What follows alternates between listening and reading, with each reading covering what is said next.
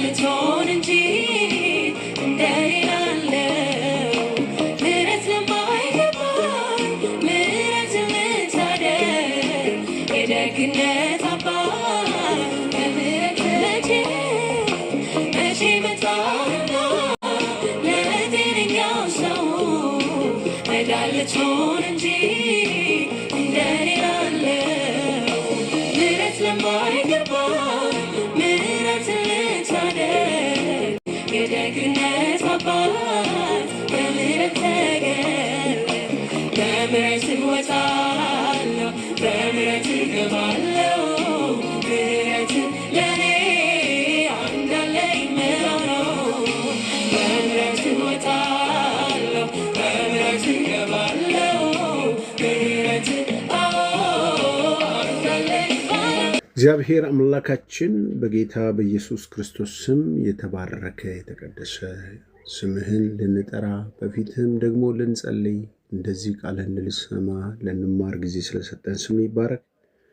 ከዚህ በኋላ ያለውን የቃሉን ጊዜ እግዚአብሔር አምላክ አንተ እንድታስተምረን ይህን ቃል መስማት የሚገባቸውን ሰዎች ወደዚህ እውነት እንድትጠራ በጌታ በኢየሱስ ስም ጸልያለሁ። እኔም የምናገረውን ባሪያ እንድትረዳኝ ቀሪ ጊዜ ሰዓቱን ሁሉ እንድትባርክ በኢየሱስ ስም ጸልያለሁ። ዛሬ የምንማረው ትምህርት የሞገስ አስፈላጊነት ምንድን ነው በሚል ነው። ሞገስ ለምን ያስፈልጋል? እናንተስ ይህን ትምህርት መማር ለምን አስፈልጋችሁ? ሞገስ ካስፈልጋችሁስ ምንድን ነው ማድረግ የሚገባን የሚለው እናያለን። ሞገስ የሚያስፈልግበት የመጀመሪያውና መጀመሪያው ከጥፋት ለመዳን ነው። የሚገርማችሁ ነገር ቢገባችሁም ባይገባችሁም እግዚአብሔር እናንተ ሞገስ ስለሰጣችሁ ነው ዛሬ የኖራችሁ። ወንድሞቼ ታስታውሳላችሁ፣ በዘፍጥረት ምዕራፍ ላይ ስንመለከት ሞገስ አንድም ቤተሰብ አትርፏል። እናቴ እንዳይመስላችሁ፣ ይህን ትምህርት ስትማሩ ከልባችሁ አዳምጡ። ከዛ በኋላ ጸሎታችሁ ሁሉ ሞገስ ሞገስ ትላላችሁ። ለምን መሰላችሁ? ሞገስ ባያስፈልጋችሁ ኖሮ ክርስቶስ መምጣት አያስፈልገውም ነበር። እኔና እናንተ ግን በጣም ደካማ ፍጥረት ስለሆነን በተለይ እግዚአብሔር በአንድ ወቅት ውስጥ ሰውን ፈጥሮ ነበር። ይገርማችኋል። ሰውን በመፍጠሩ ምክንያት እግዚአብሔር አምላክ በሰው መካከል መልካም ነገር ፈልጎ ነበር። መልካም ነገር ፈልጎ ነበር። እግዚአብሔር የሰውን ክፋት በምድር ላይ እንደበዛ የልቡ ሐሳብ ምኞት ሁልጊዜ ፈጽሞ ክፉ እንደሆነ አየ ይላል። እግዚአብሔር ግን ሰውን በምድር ላይ በመፍጠሩ ተጸጸተ፣ በልቡ አዘነ። እግዚአብሔርን የፈጠርኩትን ሰው ከምድር አጠፋለሁ፣ ከሰው እስከ እንስሳ ተንቀሳቃሽ እስከ ሰማይ ወፎች ድረስ ስለፈጠርኳቸው ተጸጽቻለሁ አለ። ኖህ ግን በእግዚአብሔር ፊት ሞገስን አገኘ። አይገርምም? ዋው! ለምን? የኖህ ትውልድ እንዲህ ነው። ኖህ በትውልዱ ጻድቅ ፍጹም ሰው ነበር። ኖህ አካሄዱን ከእግዚአብሔር ጋር አደረገ። አካሄዱን፣ አረማመዱን፣ አኗኗሩን፣ አዋዋሉን፣ ሁሉን ነገር፣ ሪትሙን፣ እንቅስቃሴው፣ እርምጃው በሙሉ መውጣት መግባቱ በሙሉ ከእግዚአብሔር ጋር አደረገ። አይገርም? ከእግዚአብሔር ጋር በማድረጉ ምክንያት እግዚአብሔር ምን አደረገው? ሞገስን ሰጠው። እግዚአብሔር ዓለምንና ሞላዋን ሲያጠፋ በዛን ሰዓቱ 8ቱ የኖህ ቤተሰብን እግዚአብሔር እንዲህ ብሎ ምክር ሰጠው፣ መርከብን ስራ። አያችሁ፣ እግዚአብሔር ሞገስ ሲሰጣችሁ የምታመልጡበትን መንገድ ይሰጣችኋል። መርከብን ስራ 120 ዓመት ነው የፈጀበት መርከብ መስራት። መቼስ መርከብን እየሰራ የጸሐፊው ጴጥሮስ ሲናገር ይቀልዱበት ነበረ። እሱ ግን ወንጌል ይሰብካቸው ነበር። ንስሐ ግቡ እያለ ይሰብካቸው ነበር። ወገኖች እዛ 120 ዓመቱ ሙሉ እንደዛ እየሰበካቸው እነሱ ይጠጣሉ፣ ይሰክራሉ፣ ይዳራሉ፣ ርኩሰት ያደርጋሉ፣ ክፉ ያደርጋሉ። ምንም በቃ ምንም የሚከለክላቸው ነገር የለም። ሁሉን ነገር ያደርጉ ነበር። በኋላ እግዚአብሔር ኖህና ቤተሰቡን 8ታችሁም ከየእንስሳቱ ተባትና እንስት ወንድና ሴት አድርገህ ከእንስሳት ከአራዊቱ ከጫካም ከቤት እንስሳቶች ጨምራለሁ ወደ ኖህ መርከብ ውስጥ ገቡ። የኖህ 8ቱም ቤተሰብ ገባ። በጣም ከሚገርመኛ ክፍል እግዚአብሔር የኖህን መስኮትን በሩን ዘጋው ይላል። በኖህ ሰብአዊ ርኅራኄ መልሶ እንዳይከፍት የተዘጋባቸው ሰዎች አንዳንዶቹ ወንድሞቹ፣ ዘመዶቹ ወይም ደግሞ አጎቶቹ፣ ቤተሰቦቹ ሊሆኑ ይችላሉ። ሲያለቅሱ ሲጫጫሁ በኋላ ድንገት የጥፋት ውሃ ሲመጣ አድነን ብለው እንዳይከፍት እግዚአብሔር ዘጋው ነው።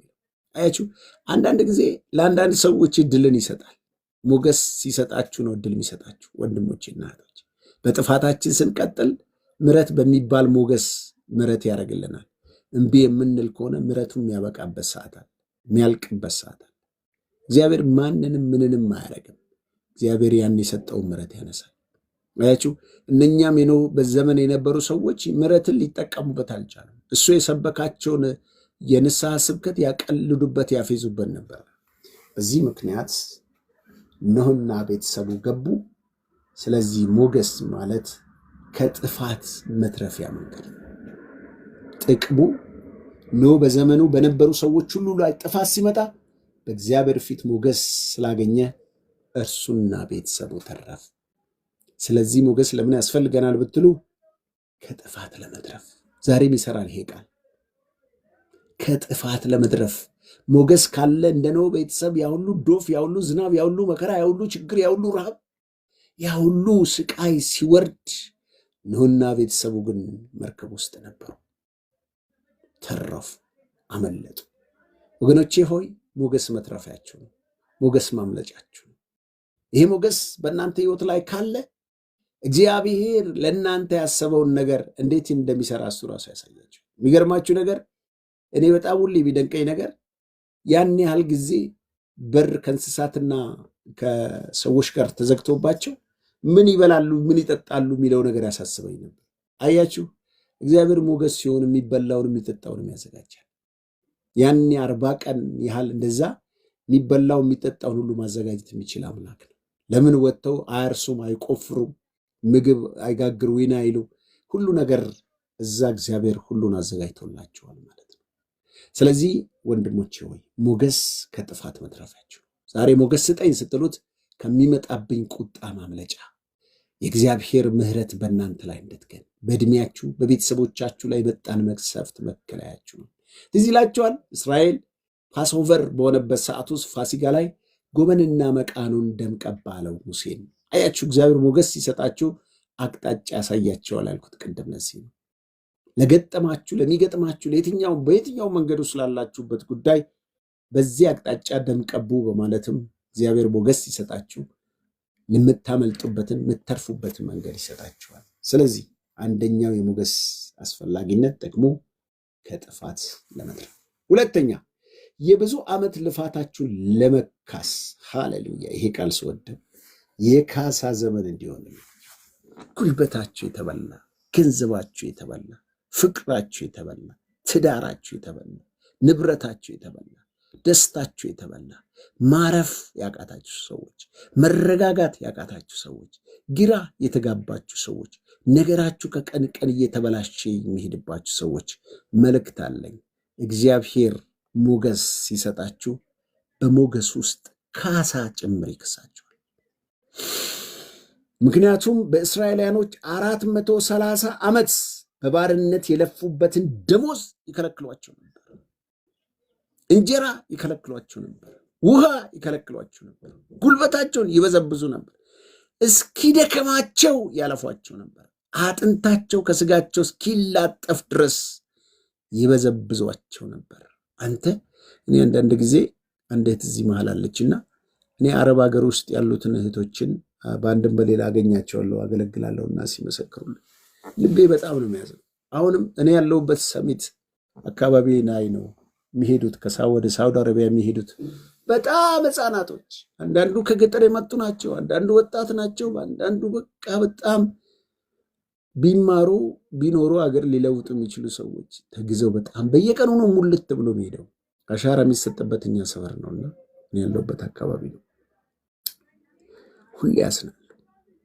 ደግሞ እኮ እዛም ሄደው አንዳንዶቹ ኢትዮጵያዊ በመሆናቸው ብቻ ይናቃሉ።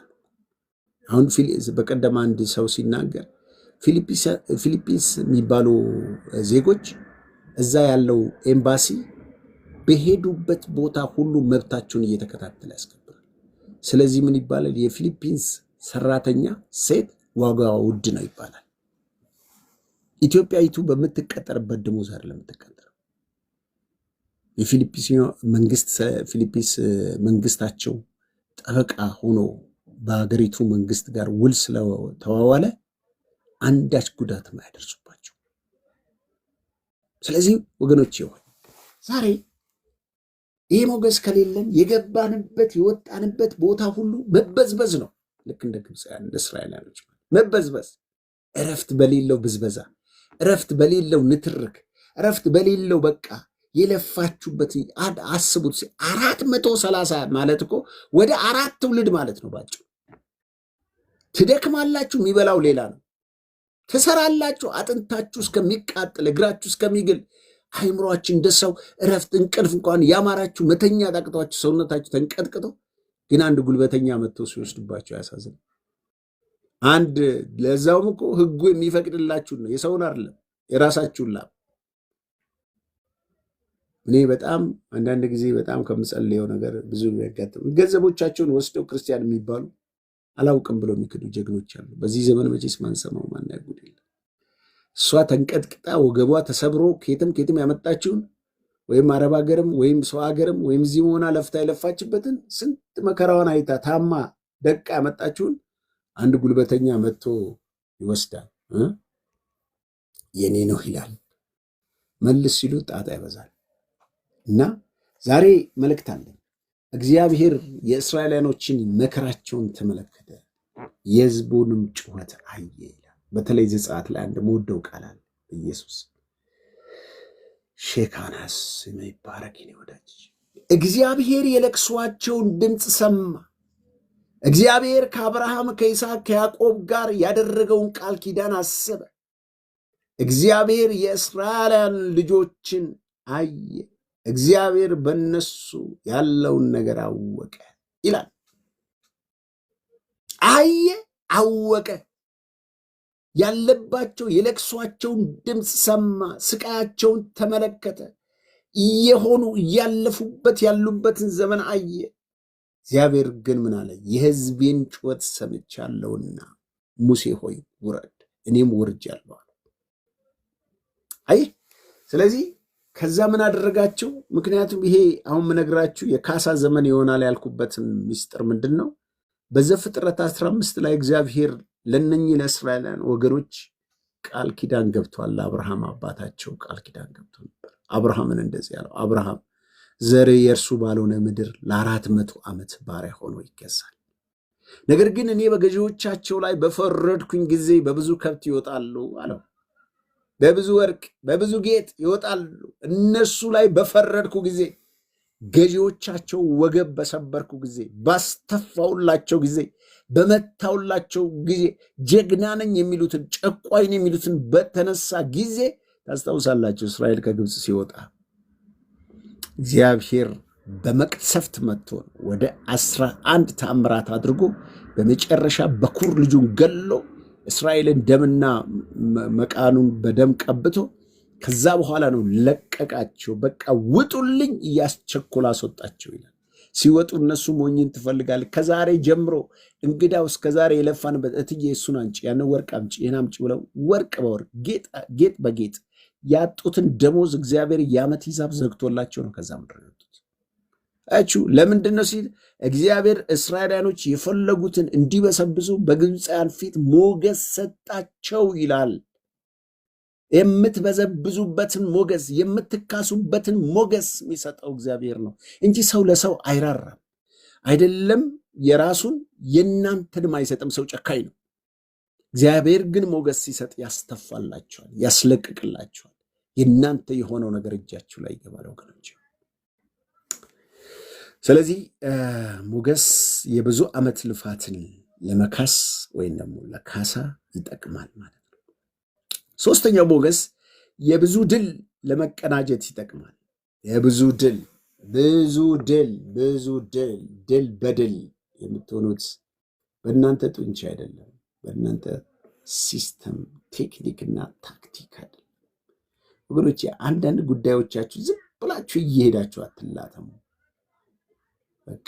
እና አንዳንድ ጊዜ ቆም ብሎ እኔ በጣም ረጅም ዘመን በማገልገሌ አሁን ላይ ሰብሰብ ያልኩበት ሰዓት ራሴን ጠይቃለሁ። አለ ወይ እለዋለሁ መንፈስ ቅዱስ። ከሌለ እንድች ብለህ እንዳታንቀሳቀሰኝ። ምንም ነገርም ሳደርግ ዝም ብዬ ዘልዬ አልገባበትም። ለምን ዋጋ ከፍላለሁ? አያችሁ፣ የድላችን ሚስጥር የእግዚአብሔር ሞገስ ነው። ይኸው መዝሙር 43 ቁጥር 3 ላይ መዝሙር 43 ቁጥር 3 ላይ እንደዚህ ይላል፣ በሰይፋቸው ምድርን አልወረሱ፣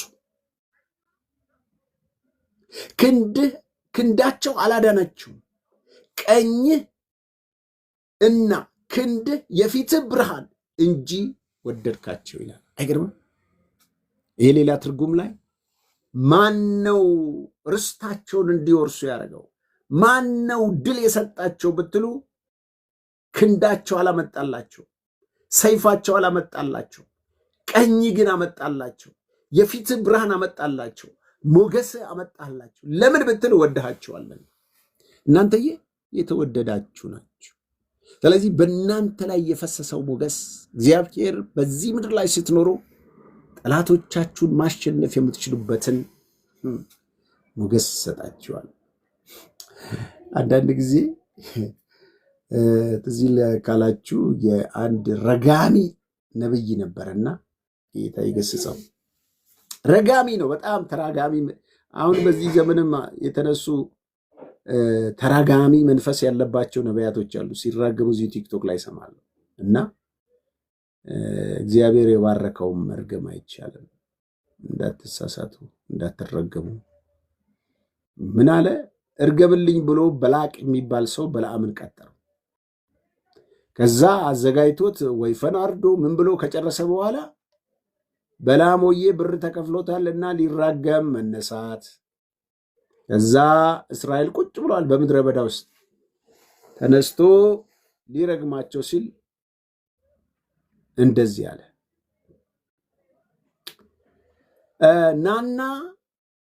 ና ያዕቆብን እርገምልኝ፣ ና እስራኤልን ተጣላልኝ ብሎ እግዚአብሔር ያረገመውን እንዴት ረግማለሁ?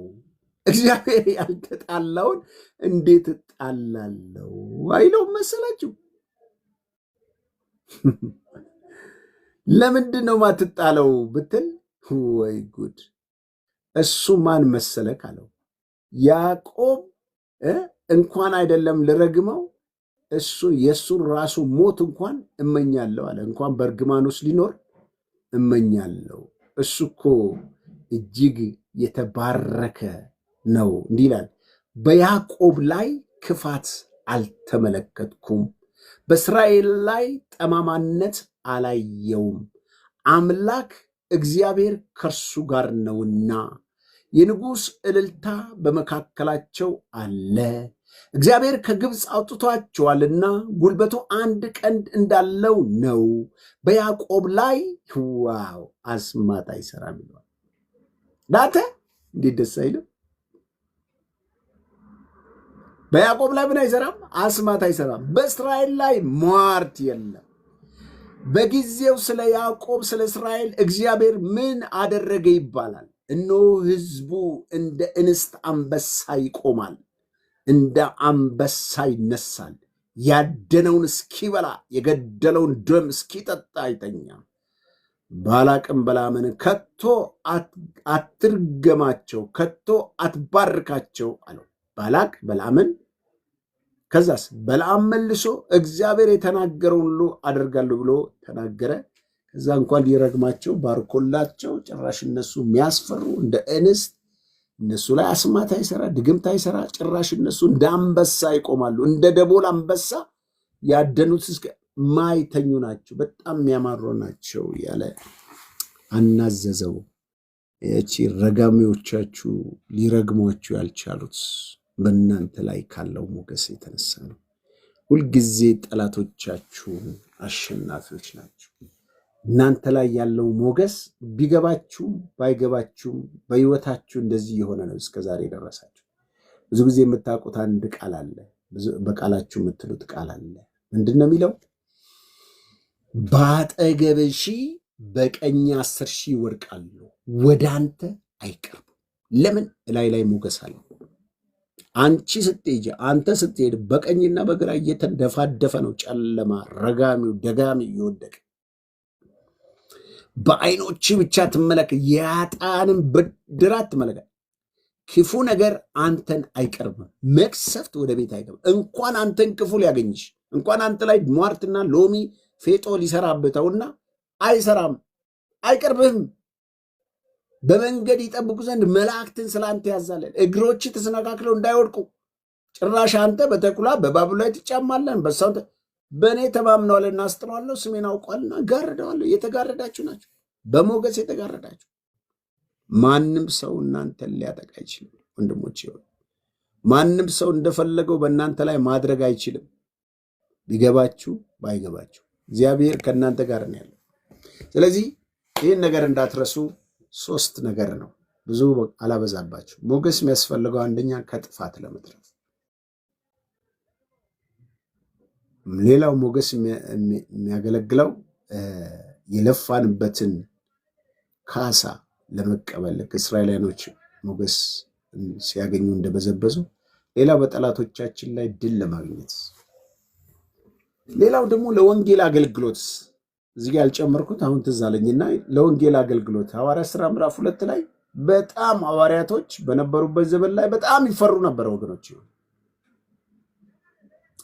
እና ምን ይላል? በየቀኑ በአንድ ልብ ሆነው በመቅደስ እየተጉ በቤታቸው እንጀራ ይቆርሱ ነበር፣ በደስታ በጥሩ ልብም ምግብ ይመገቡ ነበር፣ እግዚአብሔርን እያመሰገኑ በሕዝቡ ፊት ሞገስ ነበራቸው። ጌታ የሚድኑትን ዕለት ዕለት በእነርሱ ላይ ይጨመር ነበር ይላል። አያችሁ፣ ለነፍሳት መዳን እንኳን የሚስብ ሞገስ ወሳኝነት አለው። የሚስብ ሞገስ አያችሁ። በተለይ ይሄ የእግዚአብሔር ሞገስ እናንተ ላይ ካለ ሰዎች እናንተ ሕይወት ውስጥ ያለውን ነገር አይተው ነው የሚመጡት።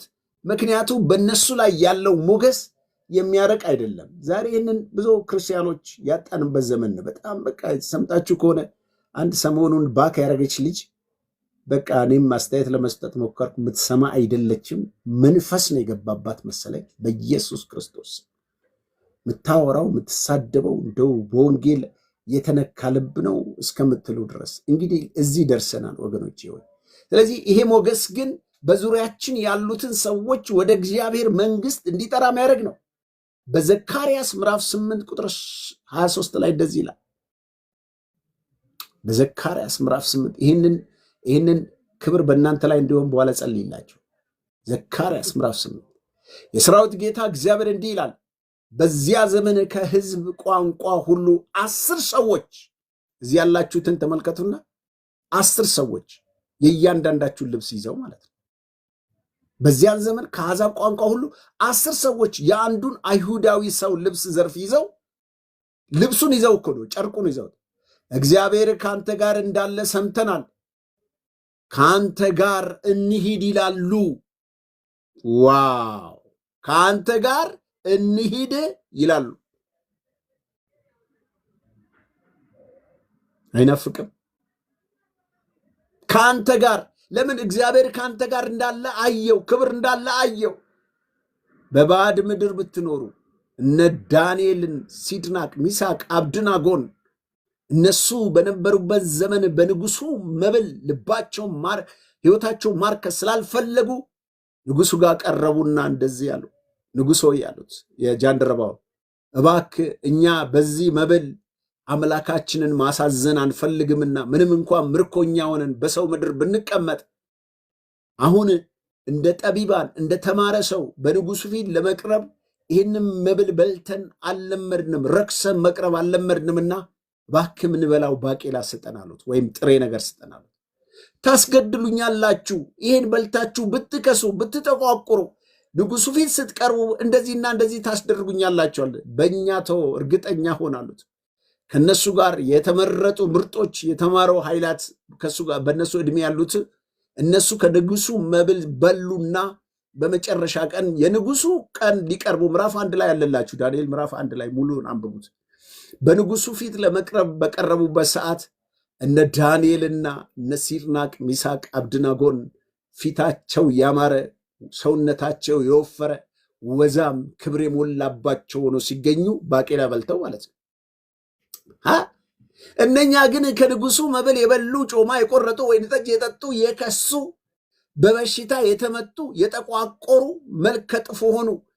እነዛ ሲናቁ፣ እነኚህ ግን ቆሎ የበሉት አምሮባቸው ወዛቸው ሞልቶ አያቸው ሞገሳም ሆነው ቀረው።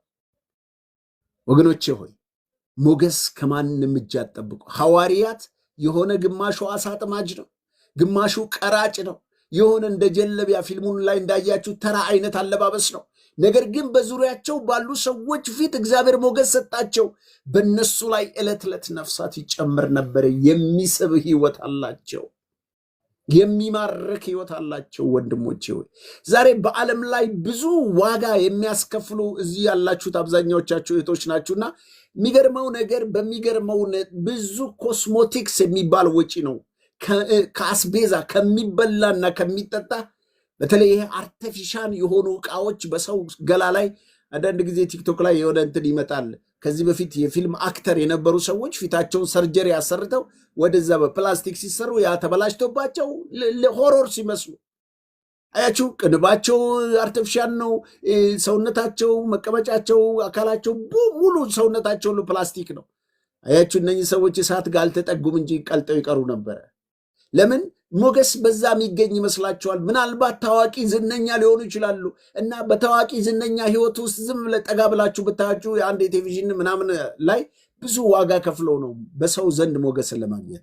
ወገኖቼ ሞገስ የሚገኘው ከእግዚአብሔር እንጂ ከኮስሞቲክስ አይደለም፣ ከሚታይ ከሚለጣጠፍ አይደለም። ሞገስ ከሚሰጥ ከእግዚአብሔር ዘንድ ነው።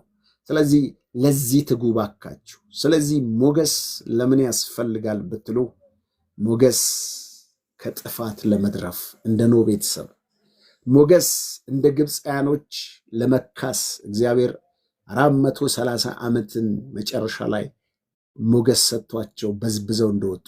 ሌላው ሞገስ በጠላቶቻችን ፊት ድል ለማድረግ በሰይፋችን ሳይሆን በእግዚአብሔር ሞገስ ነው ምድርን መውረስ የምንችለው። እግዚአብሔር ተስፋ የገባልን ነገር መውረስ የምንችለው። ሌላው ሞገስ ለአገልግሎታችን ነው። በወንጌል አገልግሎታችን ሰዎች ወደኛ ወደ ክርስቶስ እንዲመጡ በእኛ ላይ የተገለጠውን አንድ መዝሙር ላይ እንደዚህ ይላል። መዝሙር 4:6 አቤቱ ብዙ ሰዎች ይላል፣ ብዙ ሰዎች በጎን የሚያሳየን ማን ነው የሚሉ ብዙ ናቸው። አቤቱ የፊትን ብርሃን በላያችን አብራ። በተለይ በአዲስ ትርጉም እንደዚህ ነው የሚለው። ምን ማለት ነው? ጥያቄ ተጠይቋል። ምንድን ነው? እባክህ በጎ ነገር የሚያሳየን ማን ነው? እስቲ በዚህ ዘመን ጴንጤ አለ እንዴ? በዚህ ዘመን እንደው ጥሩ ህይወት ያለው ሰው አለ? ማን ይሆን በጎ ነገር የሚያሳየን ብለው የሚሉ ብዙ ናቸው። ለዚህ ጥያቄ መልስ የሚሆነው ደግሞ አንተ ብርሃንን በላያችን ላይ ስታበራ ነው፣ ሞገስ ሲጨምርብን ነው ብለው ይሉታል። መዝሙር 4:6። ስለዚህ ወንድሞቼ እህቶቼ ሆይ የሞገስ ምንጩ ይሄ ነው። ይህንን ነገር በህይወታችሁ ላይ ሲበዛላችሁ እግዚአብሔር አምላክ በሚያስፈልጋችሁ መጠን ይባርካችኋል። ስለዚህ ሞገስ ያስፈልጋችኋል። ለዚህ ሞገስ ጸልዩ። እግዚአብሔር አምላክ የተባረከ ይሁን። እንግዲህ የሚቀጥለው ሳምንት የሞገስ ጠላቶች ምንድን ናቸው? ልክ ቅድም አንድ ሰው ለሚያወጣው ኮስሞቲክስ ወጪ ሲያደርግ ለምሳሌ ፊቱ ላይ ጠባሳ ቢኖር ወይም የፊት መጨማደድ ቢኖር በኮስሞቲክስ ነው ያንን ነገር የሚያስተካክለው። የኛ ኮስሞቲክስ የእግዚአብሔር ሞገስ። ይሄ ሞገስ ከተቀባችሁ በኋላ ይህንን ሞገስ የሚያበላሹ ጠላቶች አሉት። እሱን ሳምንት እናያለን። ስለዚህ ቃሉ ስማን ፎሎ አድርጉ።